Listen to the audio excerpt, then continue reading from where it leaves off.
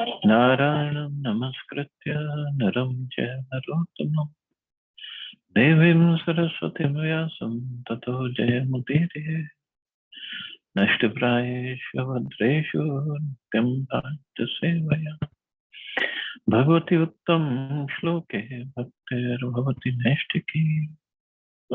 So continuing with the discussion on Srimad Bhagavatam, Canto 11, Chapter 17, Lord Krishna's description of the Varnashram system, text 32 onwards.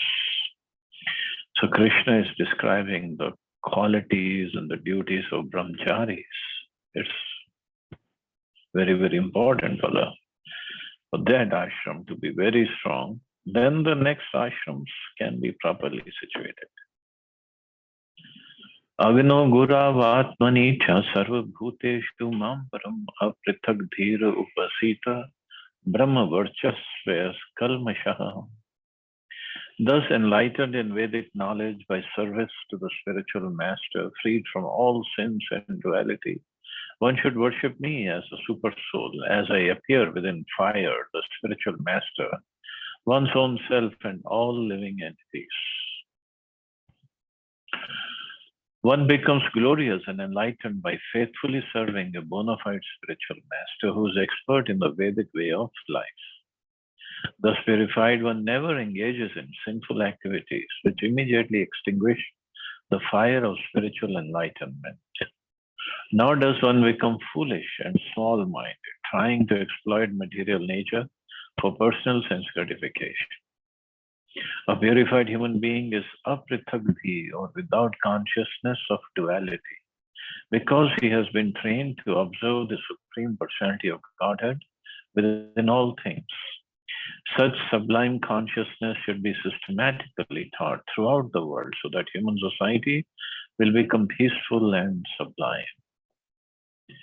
So the problem is lack of the spiritual knowledge, spiritual training, spiritual enlightenment. And that is why we act on the basis of body and fight on this basis, and all our dealings are on this basis, which should not be. Actually, human life is meant for how to advance spiritually. But that the whole knowledge, whole training is missing. And everybody thinks whatever they're doing is spiritual. They know exactly what to do. That's not true. Strinam nirikshana sparsha sanlap akshavela nadikam pranilo mithuni bhutan agrihastho agratasthyajet.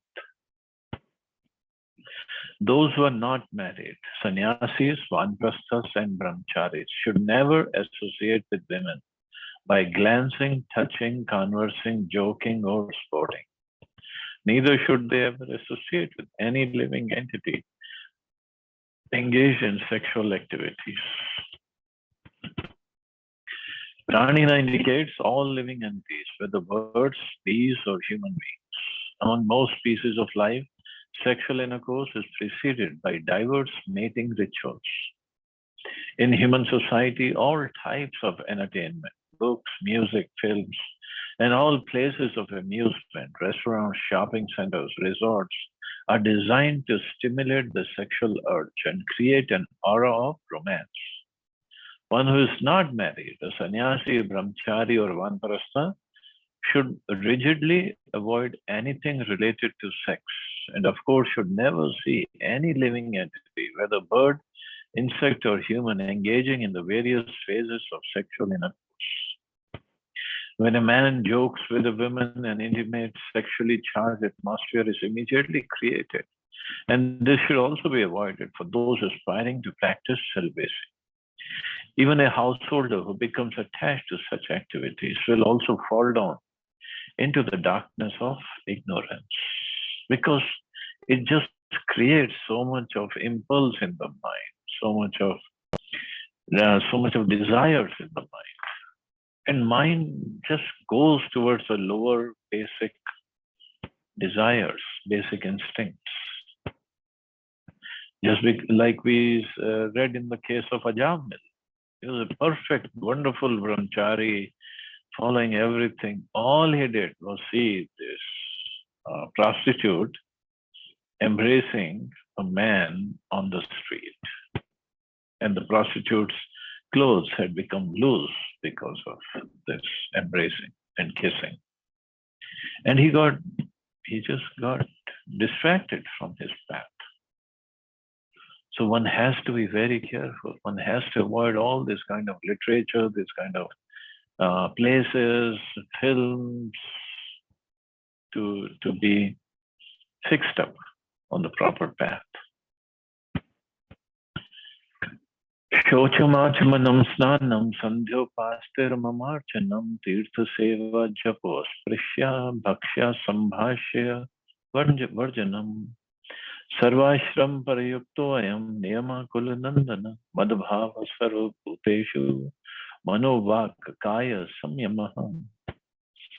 My dear Uddhav, general cleanliness, washing the hands, bathing, performing religious services at sunrise, noon and sunset, worshipping me, visiting holy places, chanting japa, avoiding that which is untouchable, uneatable, or not to be discussed, and remembering my existence within all living entities as a super soul.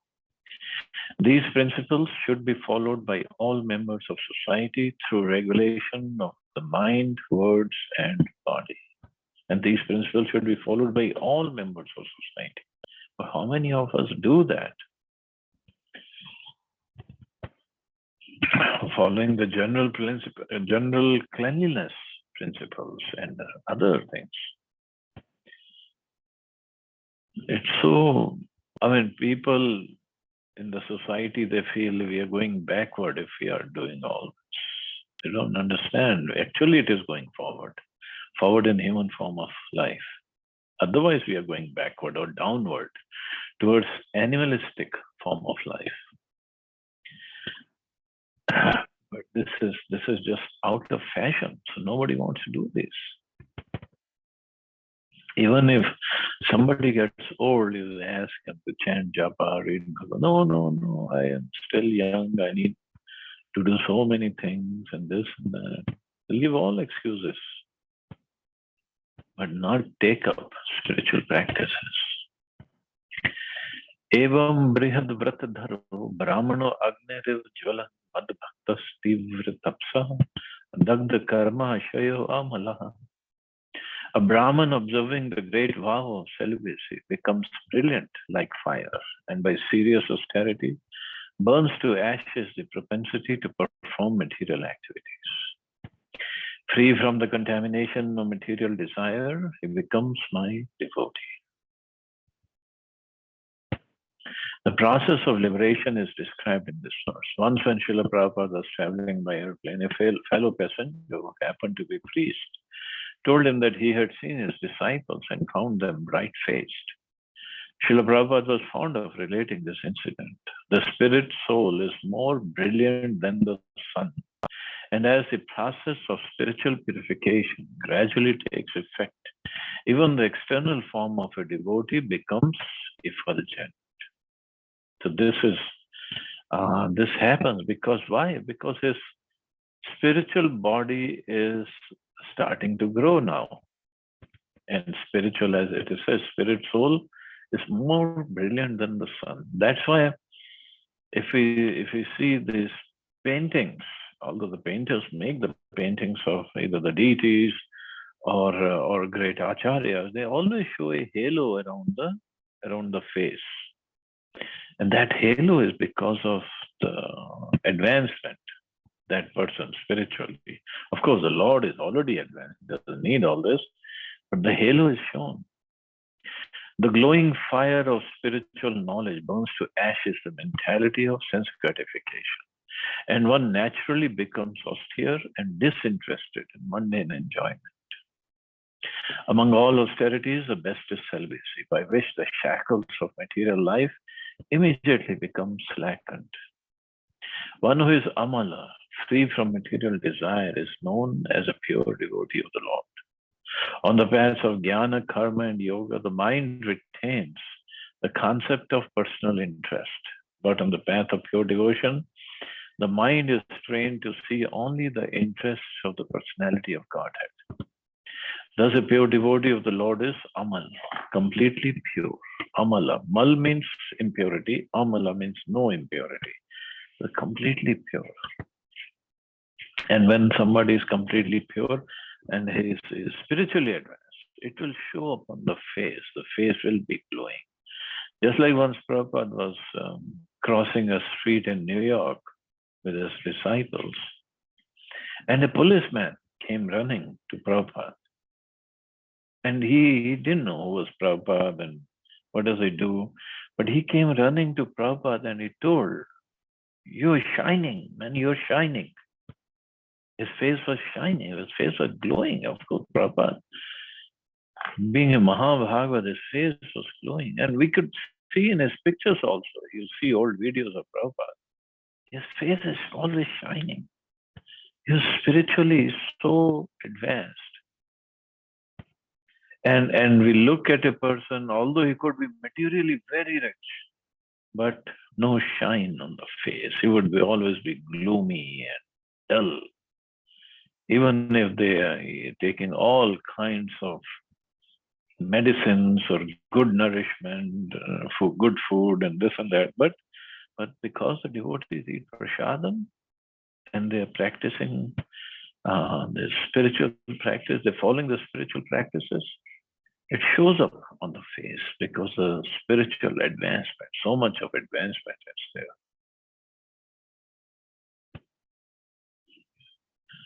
Athanantaram avekshyan yatha jigyasita gamaha gurve dakshinam datva snayad gurva anumoditaha.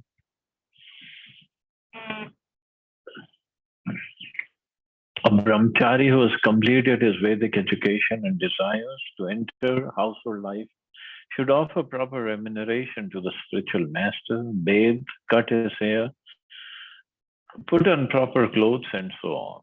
Then, taking permission from the Guru, he should go back to his home. This verse describes the process called Samavartan, or returning to one's home after finishing Vedic education in the ashram of the spiritual master. One who cannot concentrate all of his desires in the devotional service of the Lord is attracted to householder life. And if this attraction is not regulated, one will fall down. Being covered by the ignorance of fruitive activities and mental speculation, a living entity seeks enjoyment outside the devotional service of the Supreme Lord and becomes a non-devotee. Of course, one who takes up family life doesn't mean he's not a devotee, but this is for a person who doesn't take up full practice of devotional service.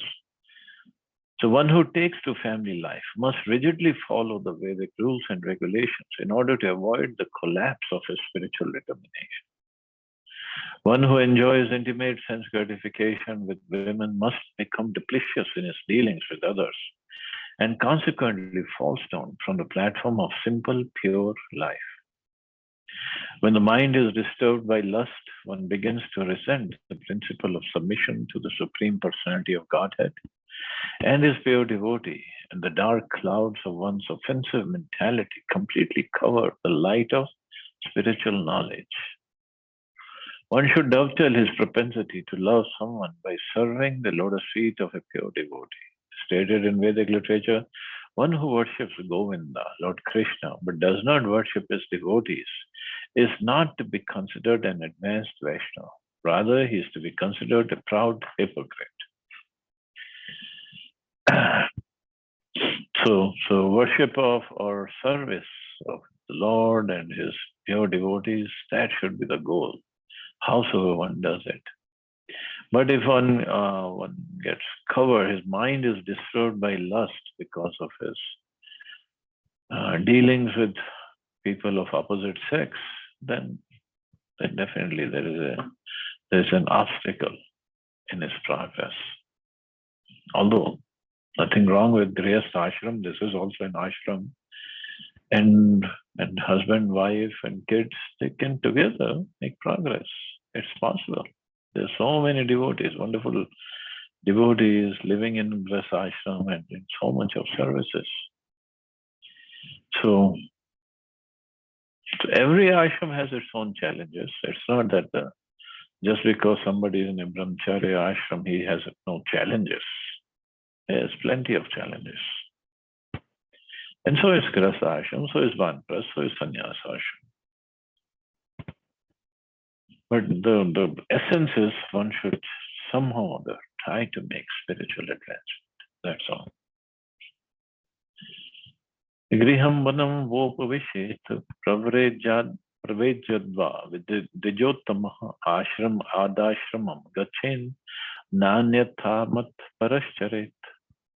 A brahmachari desiring to fulfill his material desires should live at home with his family, and a householder who is eager to purify his consciousness should enter the forest, whereas a purified Brahman should accept the renounced order of life. One who is not surrendered to me should move progressively from one ashram to another, never acting otherwise. So there is a path for everyone to make progress. And just like Pandavas, no, they also went to Gurukul, but they went not just to learn the spiritual science, but also the art of warfare. And afterwards, they came back to their home. Of course, Kauravas also went.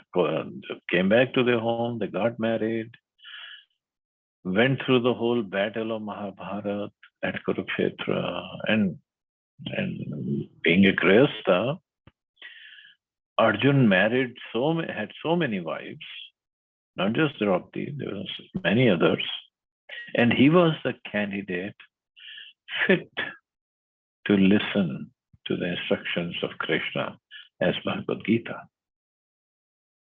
Krishna did not choose Bhishma Dev, who was a Naistik Brahmachari. He did not choose Dronacharya, Kripacharya. They were Brahmins, they were in the renounced order, or anybody else. Although Krishna put Yudhishthira Maharaj on the throne, but to give the message of Bhagavad Gita, he chose Arjun. So it's not like a grihastha cannot make advancement. This is how advanced Arjun was.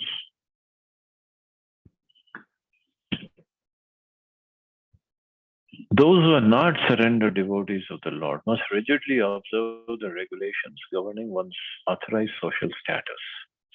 There are four social divisions of life, namely brahmacharya, grihastha, vanprastha, and sannyas. One who wants to fulfill material desires should become an ordinary householder, grihastha, establish a comfortable residence, and maintain his family. One desiring to accelerate the process of purification may give up his home and business and live in a sacred place with his wife, as indicated here by the word vanam, or forest. So this is when he becomes vanprasthi. It says here he lives in a sacred place with his wife, but this is optional. When the wife goes with him or not, this is optional. There is no fixed thing. There are many sacred forests in India meant for this purpose, such as Vrindavan and Mayapur. The word Dvijotama indicates the Brahmins. Brahmins, Kshatriyas, and Vaishyas are all Dvija, or twice initiated in the Gayatri Mantra. But the Brahman is Dvij Uttama, or the highest among those who have received second birth by spiritual initiation. It is recommended that a purified Brahman take to the renounced order of life, sannyas, giving up further contact with the so-called wife. The Brahman is specifically mentioned here, since Kshatriyas and Vaishyas are not to take the renounced order of life. Even so, there are many stories in the Bhagavatam wherein great kings retire with their aristocratic wives to the forest to practice the austerities of vanprastha and then accelerate the process of purification. The Brahmins, however, may directly accept the renounced order of life. So, whichever way, it just process of purification is important. The words ashrama, ashramam gachet indicate that one may progressively move from brahmachari life to grihastha to vanprastha and then to sannyas. The words ashrama, ashramam emphasize that one should never remain without an authorized social status, nor should one go backward, falling down from a higher position.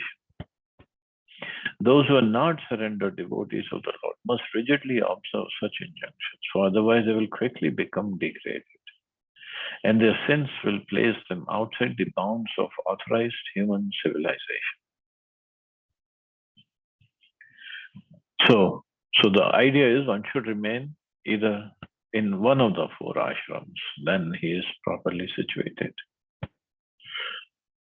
Lord Krishna emphasizes here that a non-devotee must rigidly observe the rules and regulations of Vedic social divisions, whereas the Lord's pure devotees engage 24 hours a day in Lord Krishna's mission is transcendental to such divisions. If, however, one performs illicit activities on the strength of being transcendental to Vedic social divisions, one is revealed to be a materialistic neophyte and not an advanced devotee of the Lord. An advanced devotee who remains aloof from material sense gratification is not bound by the Vedic social divisions. Thus, even a householder may live very austerely, traveling and preaching Krishna consciousness away from home. And even a sannyasi may sometimes engage women in the devotional service of Lord Krishna. So a devotee is beyond this varnashram, but still we devotees have to follow the rules to set a proper example. The most advanced devotees cannot be restricted by the rituals and regulations of the varnashram system, and they may move freely around the world distributing love of Godhead.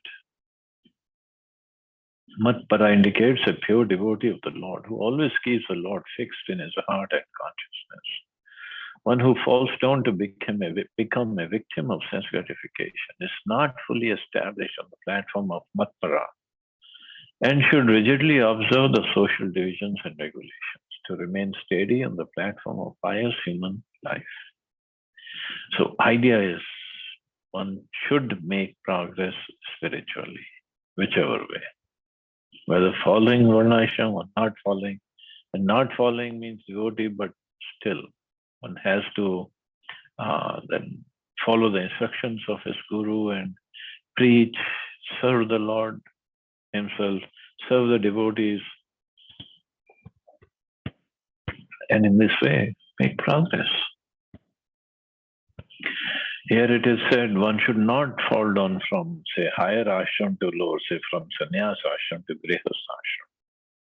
And many disciples of Prabhupada who were sannyasis, they fell down, they became grihasthas because they could not carry on with the restrictions and the requirements of sannyas ashram.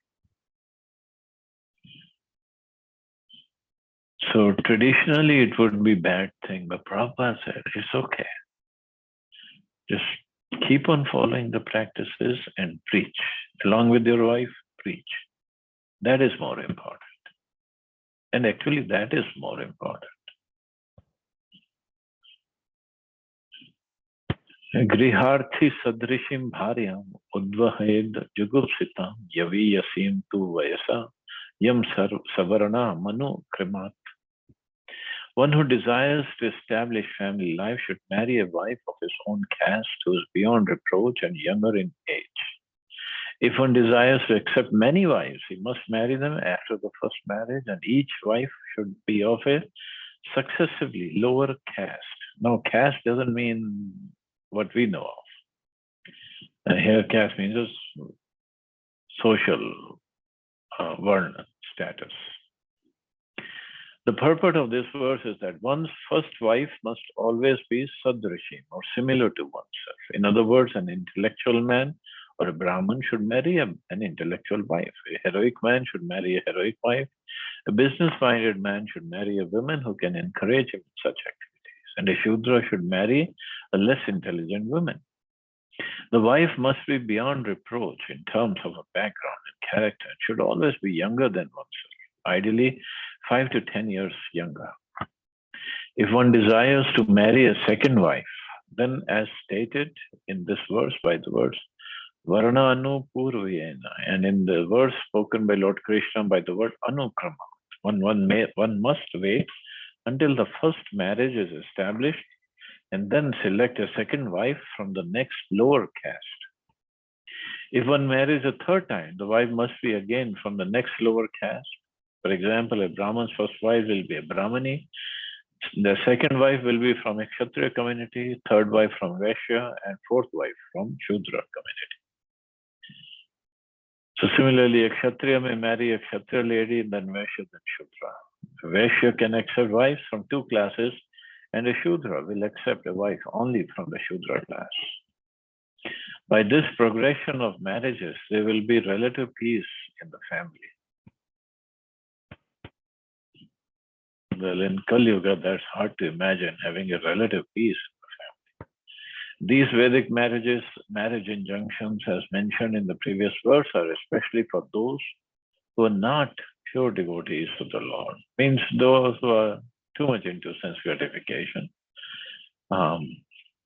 But everybody can make progress. That's not a problem. Anyways, I guess we can stop here. See anybody has any questions or comments.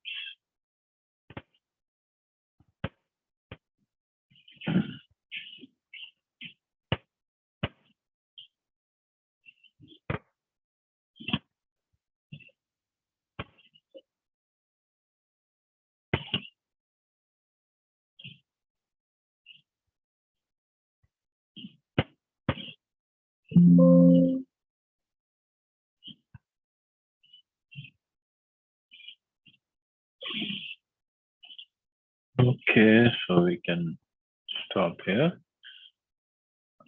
You all have a safe and great day.